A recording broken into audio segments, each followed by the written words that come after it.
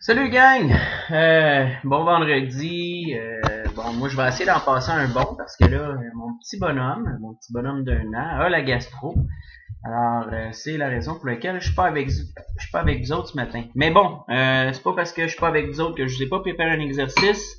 Puis en plus, je pense que vous avez le king du king en partage de ressources, soi-disant Gilles. Alors,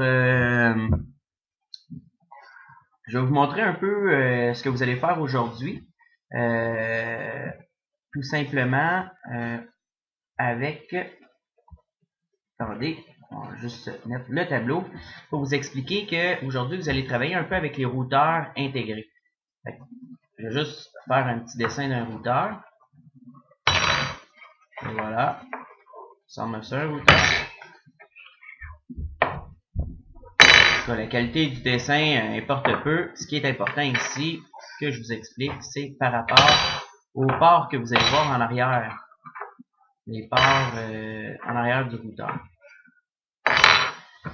Pour vous dire que le routeur est séparé en deux. Vous avez un côté WAN et vous avez un côté LAN. LAN, fait que dans le fond, si on fait la topologie qui se trouve à l'intérieur de ça, vous avez un côté LAN et un côté WAN. Vous entendez mes enfants. Alors, ça ressemblerait un peu à ça, ce qu'on retrouve à l'intérieur. Fait que ici, dans le fond, on a un routeur qui est connecté au port WAN. Et vous avez aussi ici une switch. Vous entendez, mais et ici, vous allez voir la switch qui est branchée de ce côté-ci. Fait que l'adresse quand vous voulez administrer le routeur, c'est habituellement, comme là, je pense qu'on a des lignes 6, je les ai même pas vues en passant. C'est l'adresse de votre passerelle par défaut. C'est l'adresse de votre passerelle par défaut. Fait que, en principe, je crois que si c'est des lignes 6, en principe, ça devrait être 192, 168, 11. Fait que ça, c'est l'adresse du port du routeur qui est ici. Fait que vous savez qu'un routeur gère deux réseaux, ben deux ou trois, tout dépendant le nombre d'interfaces qu'on a. Mais il est là pour gérer des adresses gérées au niveau logique. Ce qui veut dire au niveau des adresses IP. Fait que lui, d'un côté, le côté LAN, votre côté à vous autres, dans le cas quand vous êtes branchés, c'est l'adresse que vous allez avoir, que vous allez utiliser. C'est l'adresse de votre passerelle par défaut. Et c'est cette adresse-là que vous utilisez pour faire l'administration du routeur. Et l'autre adresse que vous avez ici, habituellement, c'est l'adresse que vous allez obtenir par votre fournisseur d'accès Internet, votre FAI. Et habituellement, ben, vous allez recevoir une adresse publique, exemple 24, 24, 72, 2, mettons. Ça, c'est l'adresse que vous allez obtenir de votre fournisseur d'accès Internet. Fait que, justement, vous pouvez voir qu'on a un côté WAN, une adresse publique, et après ça, on a les adresses privées. Pour qu'ils réussissent justement à faire, dans le fond, il va utiliser un principe pour réussir à commuter vos paquets ou à router vos paquets. Il va utiliser le principe du NAT que je vous ai déjà expliqué dans un cours précédent. Fait que dans le fond, il va avoir une table NAT. Et la table NAT, dans le fond, si, exemple ici, j'ai un ordinateur au niveau LAN qui est branché dans ce port-là, puis celui-là ici a l'adresse 192, 168, point 1, excusez-moi, point 1, point 100, exemple, et il veut aller sur, mettons, l'ordinateur de Google.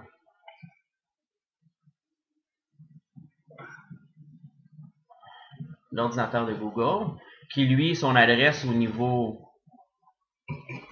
du WAN, mettons, c'est 64, 24, 2, 24, 2, 10. ben, qu'est-ce qu'il va faire? Il va faire sa demande à lui. Hey, je veux aller au 64 22 10. Lui, il va mettre dans sa table NAT. OK, mon 192.168.1.100 veut aller parler au 64 24 2. Fait que lui, il retient ça dans sa mémoire NAT. Et à partir de là,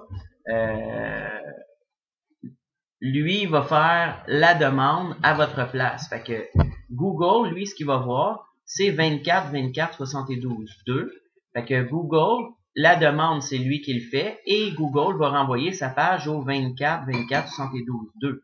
Fait qu'une fois que lui a reçu la page web, il va aller vérifier. Hey, c'est qui tantôt qui voulait parler au 64, 22, 2, 10? Ah oui, ok, c'était mon 192, 168, 1, 10. Alors, il va aller le redistribuer à cet ordinateur-là pour que lui aille Google. Alors, grosso modo, c'est ça. L'exercice, fait que ça, c'était la petite explication pour l'exercice. L'exercice d'aujourd'hui, je vais vous montrer ça.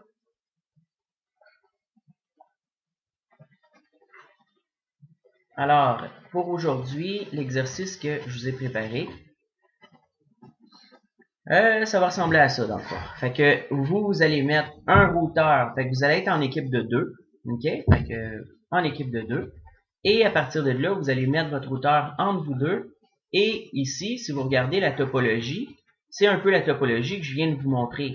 Fait que ici, ça c'est votre côté au niveau de la switch. Fait que si mettons je refais un dessin. Fait que ici c'est votre switch. C'est là où vous allez brancher vos clients dans le fond. Et ici, c'est le port. Fait que si je refais mon petit dessin de tantôt, ça c'est en arrière de votre routeur. Fait que ça, dans le fond, c'est votre routeur. Et à partir d'ici, il y a les 4 ports en retrait. Et ces 4 ports-là représentent, dans le fond, fait que ça ici, c'est ça. Et ça ici, c'est ça. Fait que ce que je vous ai représenté ici, c'est dans le nuage, c'est vraiment la topologie à l'intérieur, la topologie au niveau logique à l'intérieur du routeur. Et vous allez voir aussi qu'il va falloir gérer, parce que va falloir éventuellement que vous fassiez du port forwarding pour réussir à atteindre, parce qu'aujourd'hui, c'est ça, on va voir le IIS. Hein? Fait que pour que votre client réussisse à rejoindre votre contrôleur de domaine, il va falloir que vous alliez administrer à l'intérieur du routeur au niveau du port forwarding. Fait que grosso modo, ça ressemble à ça. Je vais juste effacer le tableau. Parfait. Alors, ce que vous allez avoir de besoin dans votre par équipe, dans le fond, c'est un routeur Linksys par table, un ordinateur avec une machine virtuelle Microsoft Server 2008 R2.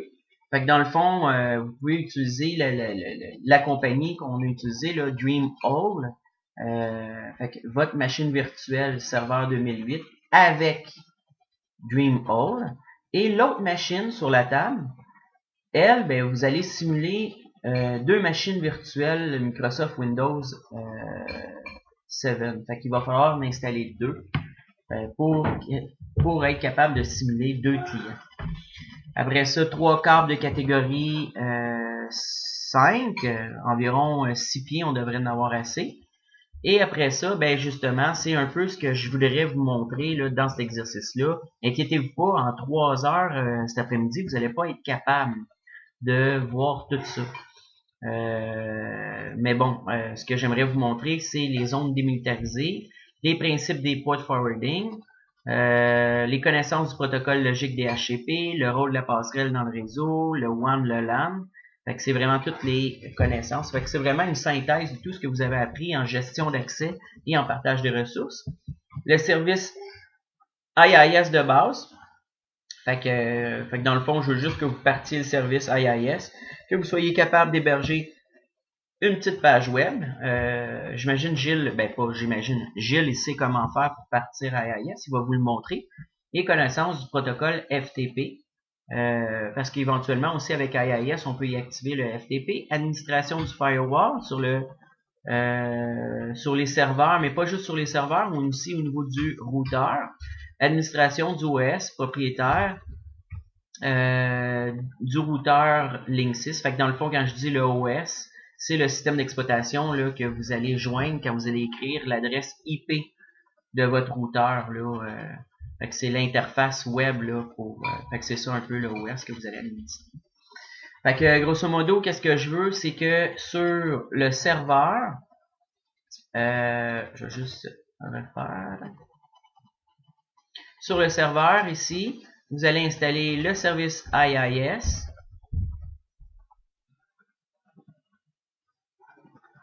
Et ce que j'aimerais, c'est que en premier, bon, que vous pouvez vous brancher au niveau de la switch dessus pour être capable de, au niveau de votre client, de un des clients Windows 7, de réussir à rejoindre la page web que vous allez avoir créée. Une page web, hein, vous pouvez y aller dans une petite page web simple du genre juste bonjour, juste une page web là, qui va écrire bonjour, pas de problème. Et après ça, ce que j'aimerais éventuellement que vous fassiez, je ne sais pas si vous allez avoir le temps cet après-midi, ce que j'aimerais, c'est que éventuellement vous mettiez un client au niveau du WAN, juste oui, c'est ça, au niveau du WAN, et le serveur au niveau du LAN. Ce qui veut dire, si je refais le dessin, sur un port en retrait, vous pouvez mettre un client. Non, moi je ferais le contraire. Ouais, je vais faire le contraire, excusez-moi. Erase board.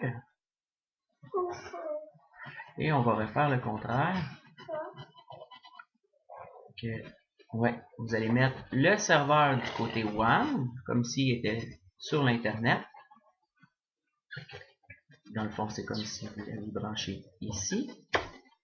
Même à partir d'ici plutôt. Et après ça, ça s'en va comme ça. Et le client, vous allez le brancher au niveau LAN, ce qui veut dire le client, si je refais le dessin ici, vous allez le brancher comme ça ici. Et là, ce que j'aimerais, c'est que vous soyez capable d'aller dans le routeur, aller administrer au niveau du firewall, aller administrer le port forwarding pour réussir à rejoindre notre serveur et peut-être même faire la différence entre le port forwarding et le DMZ. Là, je vous explique pas ça sur la vidéo parce que sinon j'en aurais pour 3 heures, mais j'ai confiance, Gilles devrait être capable de vous expliquer ça. Alors, bon cours gang, on devrait se voir lundi prochain. Attention à vous autres, je vous souhaite de passer une super belle fin de semaine. Salut Gilles, merci beaucoup de m'avoir remplacé, je suis désolé, ça sent le vomi chez nous. Fait que tu voudrais pas être à ma place. Salut Gilles. Oups. Attendez, je vais mettre ça sur pause. Bon. Salut.